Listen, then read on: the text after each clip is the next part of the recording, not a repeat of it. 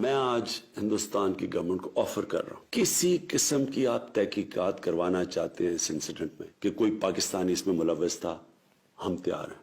अगर आपके पास कोई एक्शनेबल इंटेलिजेंस है कि पाकिस्तानी इन्वॉल्व है, वो हमें दे, मैं आपको गारंटी करता हूं कि हम एक्शन लेंगे। Despite Prime Minister Khan's sincere offer to India to hold an investigation of Pulwama incident, बहुत बड़ी कीमत उनको चुकानी पड़ेगी। the radical Hindu regime vowed to teach Pakistan a lesson. Pakistan retaliate करने का सोचेगा नहीं, पाकिस्तान रिटेलिएट करेगा। In the early hours of 26 February, multiple Indian formations closed in at different sectors. The PAF's response was immediate. I am painting 4 high-speed aircraft near international border in Fazilka sector. The activity is also developing in south as well. Hot sample for Fazilka sector. Copy, sir. Hot chamber, hot chamber, hot chamber.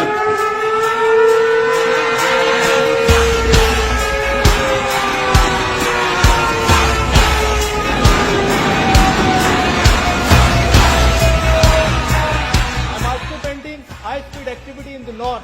Divert, cap or line of control. Once they met with Pakistani CAPS patrol, they could not have the courage to actually carry out what they thought they were actually going to carry out. The Mirage 2000s fired the Spice 2000 standoff weapons, which overshot the target. With the Indian bomb standoff range of over 60 kilometers, they traversed over 50 kilometers and fell into a forested area, quite a distance from the apparent intended target, and decimated nothing more than a few pine trees. Wasn't the conventional bombing that they had come over Balakot and bombed, in which case, of course, we could have intercepted them. Although there was no loss of lives and property on ground, the country's sovereignty had been violated. It seemed that Narendra Modi saw punitive action against Pakistan as his key to a landslide victory in the upcoming elections. हमने पाकिस्तान की सारी हेकड़ी निकाल दी। In your bid to show Kashmir as a counter-terrorism challenge, while it is clearly an issue of self-determination under UN Charter and dates back to 1947, that you were willing to put the population, 1.2 billion people of this region, under the threat of a nuclear war. Inferiority complex, retarded Indian leadership, which is like a dinosaur, huge in size but mindless. Prime Minister summoned national security meeting the same morning. The response will come at the point and time of our choosing. There was consensus that the response had to be as measured and controlled as possible. The PAF, who was well prepared for a whole range of targeting options, was given the go-ahead by the country's Prime Minister. On the very next day, brief commenced early in the morning at an undisclosed airbase.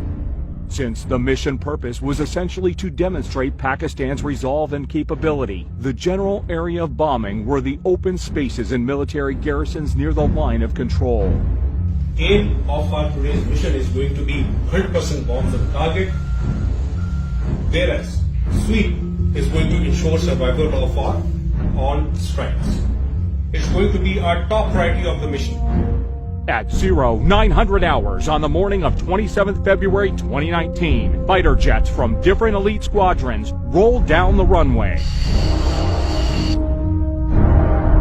Within the next 24 hours, the Indian Air Force went on a high level of alert, but they were expecting the Pakistani Air Force to attack at night, but they didn't. They attacked during daylight hours. We approached on the morning, 9 o'clock of 27th February. And the attack came in the shape of 2 Mirage 5 PAs armed with 2 H4 standoff weapons, backed up by JF-17s with 1,000-pound range extension kits. 2 Mirages along with JF-17s headed towards their respective pre-designated targets in Indian-occupied Kashmir. Pakistan should be on notice. All options are on the table. All options are on the table. They went off, the H4s were fired. And you can see the target designated box shift away from the intended target because now the pilot wants the bomb to hit about 1,000 yards away. On that, I immediately unlocked the weapon and took it towards the right side to unpopulated area and the weapon impact the point which I have selected. The H4 bomb is about 2,600 pounds in weight. So the TNT, the explosive, is immense. The aim was not to go for a collateral damage, so we engaged that target slightly offset to show them that we can engage any target at our own time of choosing and at our own will. PAF's ground strike had, meanwhile, rung alarms on the Indian air defense radars. Formation from PAF's fighter sweep was vectored towards two approaching IAF fighters. You've got to understand that the communications between all the Indian Air Force aircraft would have been jammed. It must have been pretty difficult out there, up in the air, not knowing what was going on.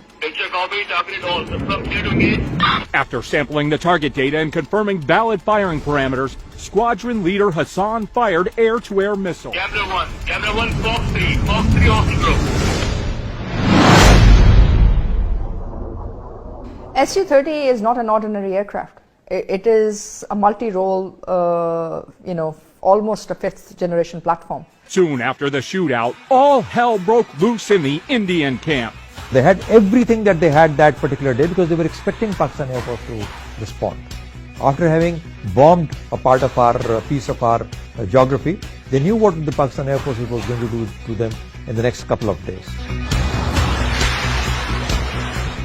An IAF Mi-17 helicopter was scrambled for a search and rescue mission of downed Su-30 MKI. But in the chaos, it was taken for a hostile unmanned aerial vehicle by the Indian Air Defense Unit at Srinagar, who fired a surface-to-air missile at it, leading to a case of horrific fratricide. And you have to ask yourself, why would an Mi-17 be flying in the area? It appears to me and to many other commentators that that aircraft was there on a combat search and rescue mission to pick up the downed Su-30 pilots. In the ongoing fracas, the patrolling Indian formations dispersed. 5 MiG-21 Bisons of number 51 Squadron were scrambled successively from Srinagar.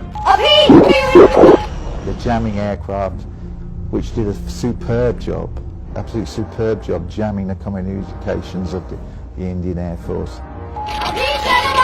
Primarily, he couldn't hear the instructions from the ground controller at all.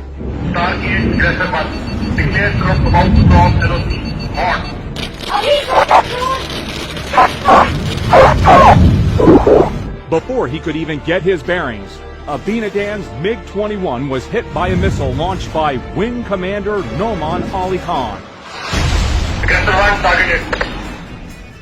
It was a planned execution kind of tactics we normally execute in our training. Copy kill, other one trailing by 10 miles, bugging out. It was day, but it became a dark night for them. They didn't know what had hit them. Abinandan been ejected. Ultimately, the Pakistani army came along and took him away.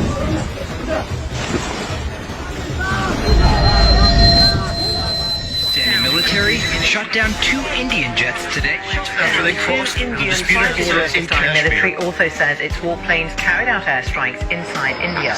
The Air Force shot down a Sukhoi 30 MKI. Found on the news that the Pakistan Air Force shot down a MiG-21 Bison and an Su-30 MKI. I remember being absolutely gobsmacked. Prime Minister Imran Khan announced his decision to repatriate Wing Commander Abinadan to India as a gesture of peace to de-escalate the tension between the two neighbors. As a peace gesture, usko kal riha karne lage hain Hindustan ko wapas. It was an excellent gesture, very graceful, understandable. And it is the continuity of our history. A lot of our conquerors, they behaved in exactly the same way. With simple, plain magnanimity. After that, the Indian government started lying brazenly. And you gave him credit for the F-16? That is his skill. He was the only guy there. Yeah, that with an R-73. Yeah, that is the weapon that he had selected. We have the R-73 still attached to the motor rail, and it still has the thrust vectoring unit underneath. And this is the missile which many in India claim actually shot down the F-16. which, as we can see, is still here. The aerial engagement over Kashmir on 27 February 2019 not only confined growing Indian threats to Pakistan, but it also highlighted Kashmir issue unlike ever before, with more and more world leaders calling out for peaceful resolution of this dispute. Of South Asia cannot be separated from the Kashmiri issue. Because I've heard so much about Kashmir. Such a beautiful name. It's supposed to be such a beautiful part of the world, but right now there's just bombs all over the place. They say everywhere you go you have bombs. And it's a terrible situation, been going on for many years. All the heads of states are actually aware of the Kashmir issue today, and they understand the consequences if this goes wrong. Pakistan security forces are strong enough, are powerful enough to handle any sort of situation.